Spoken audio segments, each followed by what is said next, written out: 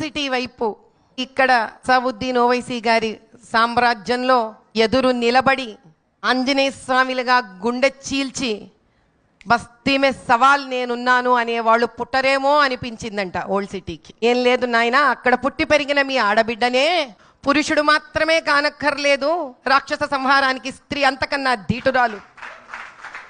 లోక్సభ ఎన్నికల్లో 9 మంది అభ్యర్థులను కేంద్రం అయితే ప్రకటించింది. వారిలో హాట్ టాపిక్ గా మాధవిలత. అసలు ఎవరి మాధవిలత? అసలు ఎక్కడ ఈమె పేరేం లేదు.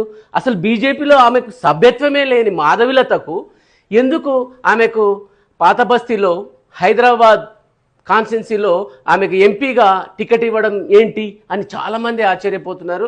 నిజంగా రాజకీయాల్లో పెద్ద సంచలనం అయిపోతుంది. పాత బస్తీలో తరచుగా ఆధ్యాత్మిక కార్యక్రమాలు నిర్వహిస్తూ ప్రజలతో మమేకమవుతూ ఉంటారు. అన్నింటికీ మించి వ్యాపారవేత్తగా ధనబలం ఉన్న వ్యక్తి.